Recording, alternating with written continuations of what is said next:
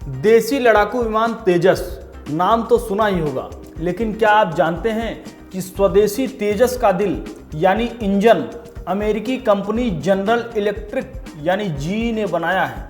America में मौजूद प्रधानमंत्री नरेंद्र मोदी इसी कंपनी से तेजस मार्क II के लिए 200 से ज़्यादा इंजन भारत में ही बनाने का समझौता करने जा रहे हैं। मार्क II तेजस का एडवांस मॉडल है और इसमें GF 414 इंजन लगना है। अब सवाल ये है कि अंतरिक्ष में बड़े बड़े रॉकेट भेजने वाला भारत एक लड़ाकू विमान का इंजन नहीं बना पाता, आखिर क्यों? तो आइए बिना देरी किए आज इसी अहम मुद्दे पर गहन जानकारी समझते चलिए। नमस्कार, स्वागत है आप सभी का आपके अपने चैनल BOP हिंदी पर। मैं हूं आपके साथ मयंक तिवारी। बात 50 के दशक की है। वायुसेना को नए लड़ाकू विमान चाहिए थे। गुटनिरपेक्ष के जनक जवाहरलाल नेहरू चाहते थे कि हम सोवियत रूस या अमेरिका के बजाय अपने ही लड़ाकू विमान बनाएं। सरकारी कंपनी हिंदुस्तान एयरोनॉटिक्स लिमिटेड यानी HAL ने तब विमान का ढांचा तो बना लेती थी, लेकिन इंजन उसके बूते से बाहर था। तमाम कोशिशों के बावजूद भी जब बात नहीं बन पाई तो नेहरू ने हिटलर वाले जर्मनी के दौर में लड़ाकू विमान डिजाइन करने वाले जर्मन इंजीनियर कुर्ट टैंक से संपर्क साधा। दूसरा विश्व युद्ध खत्म होने के बाद ऐसे तमाम जर्मन वैज्ञानिक और इंजीनियर लैटिन अमेरिकी देशों से खासकर अर्जेंटीना भाग गए थे। 1956 में भारत में कुर्ट टैंक ने HAL के साथ मिलकर लड़ाकू विमान का इंजन बनाना शुरू तो किया। साल 1961 में इस इंजन से उड़ने वाले HF-24 मारुत लड़ाकू विमान का ट्रायल भी हुआ। 1967 में इसे वायुसेना को सौंपा गया। विमान को आवाज से ज्यादा की स्पीड पर उड़ना था, लेकिन ऐसा कभी हो ही नहीं सका। हालांकि 1971 में भारत पाकिस्तान युद्ध के दौरान लोंगेवाला की लड़ाई में HF-24 मारुत ने पाकिस्तान के कई टैंकों को तबाह करके रख दिया था। कमजोर इंजन होने की वजह से ही 1982 में वायुसेना ने इसे अपने बेड़े से हटाना शुरू किया। इसके बाद दिसंबर 1986 में बेंगलुरु में गैस टरबाइन रिसर्च एस्टेब्लिशमेंट यानी GTRE ने multi role light combat aircraft यानी LCA के लिए स्वदेशी कावेरी इंजन बनाना शुरू किया। 13 साल बाद GTRE ने 9 प्रोटोटाइप कावेरी इंजनों के साथ 4 कोर इंजन बनाए। भारत के साथ ही रूस में 3217 घंटे की टेस्टिंग की गई, लेकिन ये इंजन लड़ाकू विमान को पावर देने के जरूरी पैरामीटर्स पर खरे नहीं उतर सके। यानी हम आज़ादी के बाद से अब तक लड़ाकू इंजन का विमान नहीं बना पाए। हम बड़े बड़े रॉकेट बना रहे हैं, लेकिन ऐसा क्या है कि हम लड़ाकू विमान का इंजन नहीं बना पा रहे हैं? ये समझते चलिए। दुनिया में पहली बार साल 1930 में जेट इंजन का पेटेंट कराया गया था। 93 साल बाद भी दुनिया के केवल और केवल 4 देश ही लड़ाकू विमान के जेट इंजन बना पाते हैं, जिनके नाम हैं अमेरिका, ब्रिटेन, फ्रांस और रूस। चीन ने कुछ जेट इंजन जरूर बनाए हैं, लेकिन वो भी नकल यानी रिवर्स इंजीनियरिंग करके।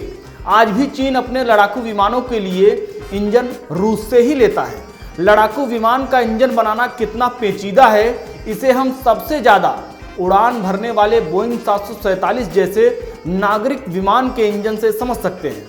इसके एक इंजन में 40,000 कलपुर्जे होते हैं। यह 1400 डिग्री सेल्सियस तक गर्म हो जाता है। वहीं लोहा पिघलने के लिए 1538 डिग्री सेल्सियस तापमान की जरूरत होती है।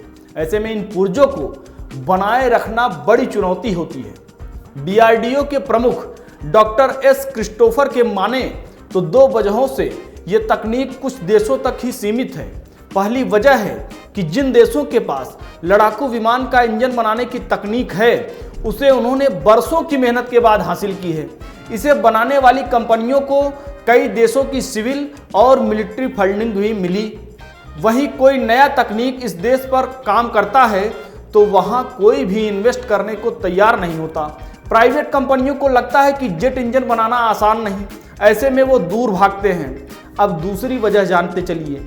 सरकारें अलग अलग वजहों से लगातार ऐसे प्रोजेक्ट का सपोर्ट नहीं करती। एक तरफ तकनीकी चुनौतियां हैं तो दूसरी तरफ कंपनियों का दबाव। यानी यह सिर्फ तकनीक की कमी का मामला ही नहीं है, यहाँ पर सरकार की मंशा भी काफी मायने रखती है। सवाल है कि डील हो जाएगी तो अमेरिका के G414 इंजन का इस्तेमाल भारत करेगा कहां? जनरल इलेक्ट्रिक का GF414 मौजूदा तेजस में लगे GF404 का एडवांस वर्जन है। यह इंजन आधुनिक अमेरिकी लड़ाकू विमान FA-18 हॉर्नेट में भी लगा है। इसका इस्तेमाल अमेरिकी नेवी करता है। भारत तेजस के अगले वर्जन तेजस मार्क 2 में GF414 इंजन लगाएगा। रिपोर्ट्स की माने तो अमेरिका डील के तहत 80% टेक्नोलॉजी ट्रांसफर करने को तैयार है और अगर डील होती है तो जनरल इलेक्ट्रिक और HAL मिलकर भारत में GF414 टर्बोफैन इंजन बनाएंगे। इस जेट इंजन को भारत में बने तेजस मार्क 2 लड़ाकू विमान में लगाया जाएगा।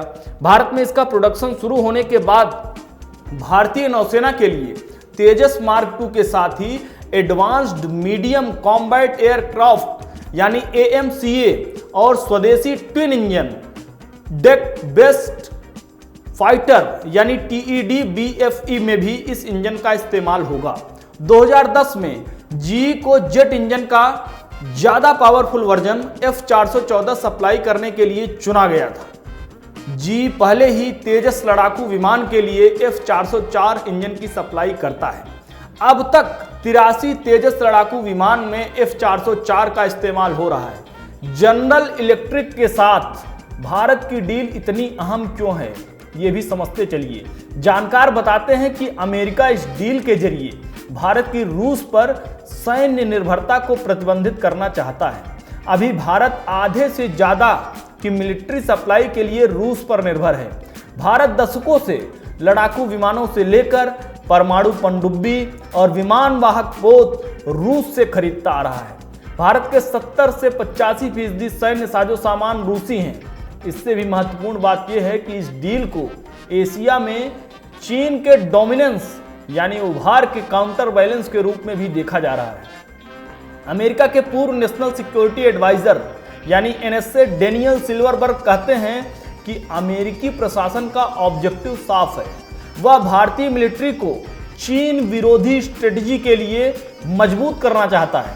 अमेरिकी think tank centre for strategic and international studies के रिचर्ड रोसो भी इसी तरह की राय रखते हैं।